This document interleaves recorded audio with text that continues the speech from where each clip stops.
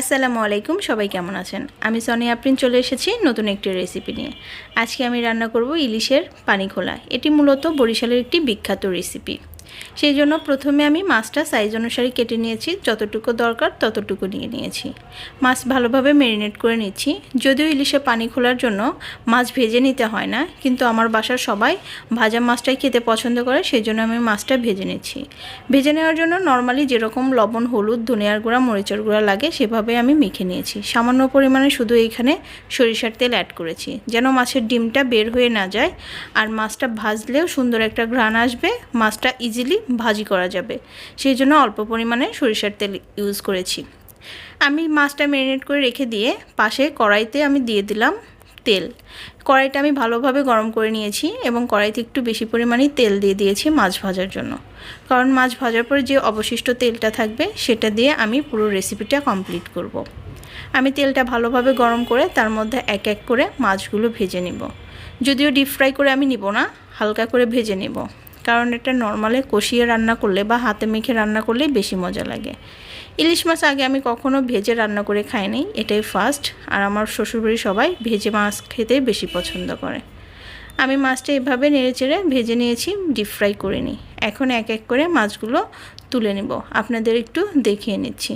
যারা ভেজে মাছ খেতে পছন্দ করেন তারা চাইলে এভাবে রান্না করতে পারেন। বাকি সব মাছগুলো আমি এইরকমভাবে এক এক করে ভেজে নিয়েছি। মাছ ভাজা হয়ে গেলে তেলটা একটু ঠান্ডা হতে দিয়েছি।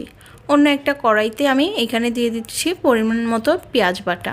আমি এইখানে প্রায় 3 টেবিল চামচের মতো পেঁয়াজ বাটা নিয়েছি। এটার মধ্যে অ্যাড করে দিতে হবে এইখানে কাঁচামরিচ পেস্ট।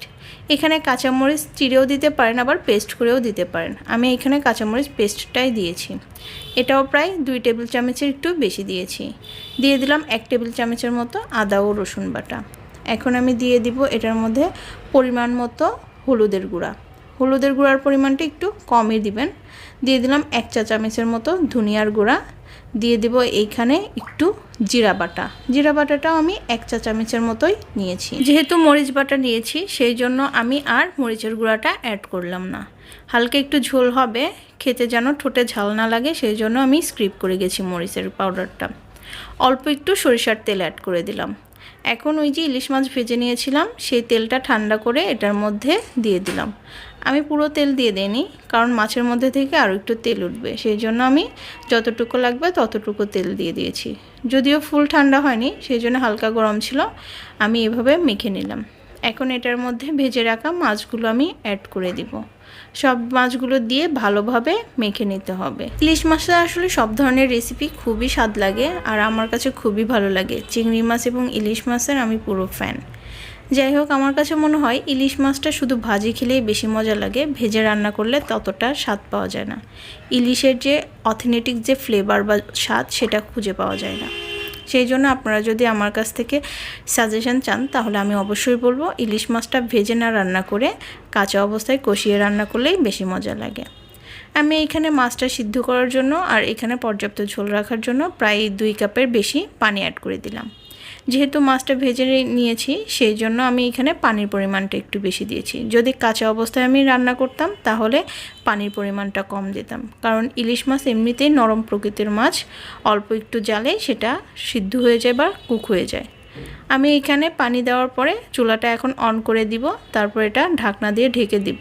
প্রায় 10 মিনিটের মতো জাল করব। যখন ঘন বলক উঠে যাবে, ঝোলটা ফুটে যাবে, তখন এটার মধ্যে ধনিয়া পাতা এবং কাঁচামরিচ অ্যাড করে দিতে হবে। সবাই তো আর ঝাল পছন্দ করে না, কেউ একটু বেশি ঝাল পছন্দ করে, কেউ একটু কম ঝাল পছন্দ করে। এর জন্য আমি এখানে কাঁচামরিচ অ্যাড করে দিব। যার একটু ঝাল দরকার হবে সে কাঁচামরিচটা একটু ভর্তা করে খেয়ে নিতে পারবে। আর আমি একটা খুন্তার সাহায্যে মাছগুলো এপিট ওপিট নেড়ে দিচ্ছিলাম। ঝোলটা আর একটু কমে গেলে এটার মধ্যে আমি অ্যাড করে দিলাম কাঁচামরিচ।